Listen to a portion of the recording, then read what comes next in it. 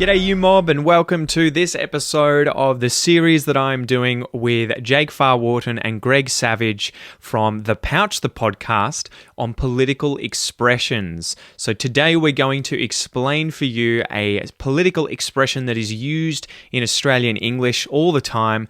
Don't forget to go and check out their podcast, The Pouch, if you want to learn about all things Australian politics. So guys, I hope you enjoy this informal, fun discussion.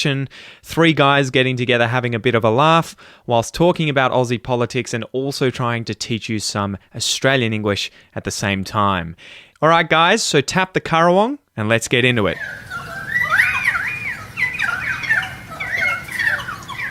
Far out. All right, next one, pub test. Does it pass the pub test? You like this one? Yeah, well, so the pub test is basically from a political perspective, this is what a pub test means. Is how does a political strategy or an action taken by a politician sound if two people were at a pub just having a conversation about it? So, For example, we had an MP recently, a Minister for Parliament recently. He decided that he was going to have a visitor over at his beach house.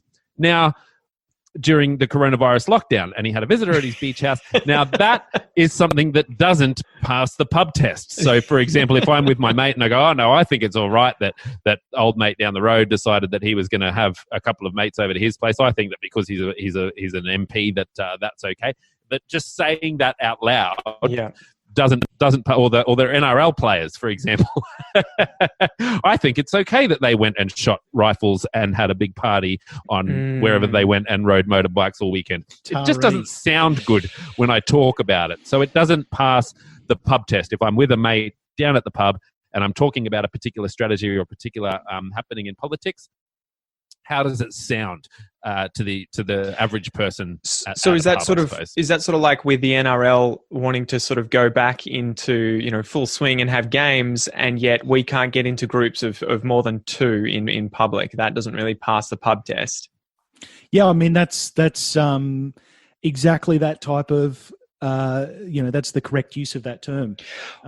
But I suppose the other side of that pub test is that lots of people like to go into pubs and watch the NRL. And they're really missing it right now.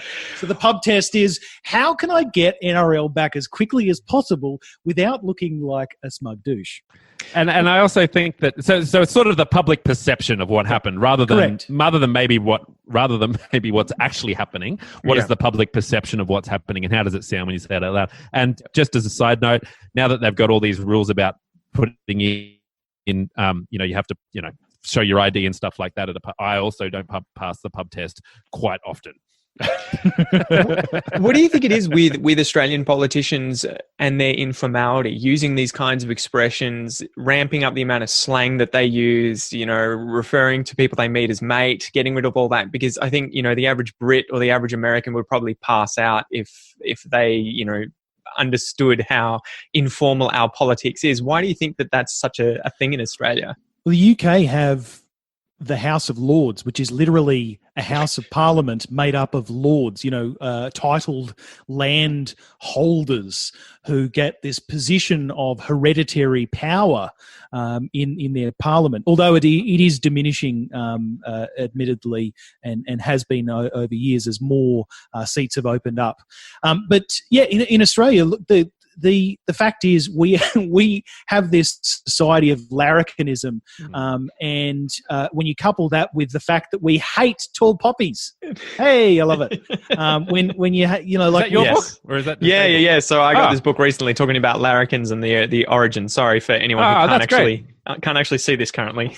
Anyway, keep going, Jake. Sorry. Let's see how many books I can mention that you've got behind you. But Thornbirds. Very nice. Love it. Good reference.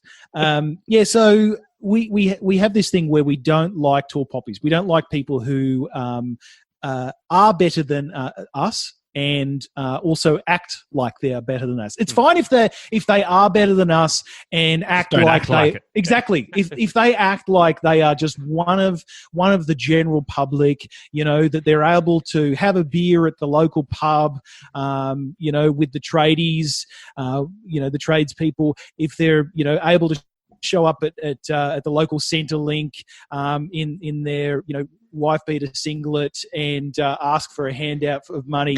We want somebody who's going to be applicable and appropriate in every situation. And a great example would be Bob Hawke, right? Who used to do pints in 2 seconds of beer, just smash them and do shoeies. Smash them down. I think at like 88 years old or something, he was doing a shoey, a shoe full of beer and just drinking. He was, that's how he came into the world. An absolute larrikin. Yeah. But look, we like our politicians to be relatable. Yeah. Rather than being elitist nuts that are meant to be voted for because they are within the political class and thus are educated enough to conduct themselves in a manner of decorum that would denote that they get the big bucks. I don't know, but anyway, we just like for people to be real people around us, and if they're not real people around us, we feel uncomfortable. Then we do feel really uncomfortable, and we will take the piss out of them mercilessly. We will take the piss out of them. Yeah, but I think too, there's obviously a history. Recently as well, like we've got Scott Morrison, and on his Facebook page, he's got in brackets ScoMo, which don't forget, I'm cool as well, and I have my own nickname that I gave myself. So there's a fine line. Yeah, there's a fine line. It's you can't you can sort of take the mickey out of yourself a little bit, but not too much either, so that you seem like you're trying to be too cool. So nicknames are given to you, not by you yourself. You don't get to make them yourself. Exactly. Yeah. And when they are made by yourself, what happens? You get called scummo, right, or smoko. yeah.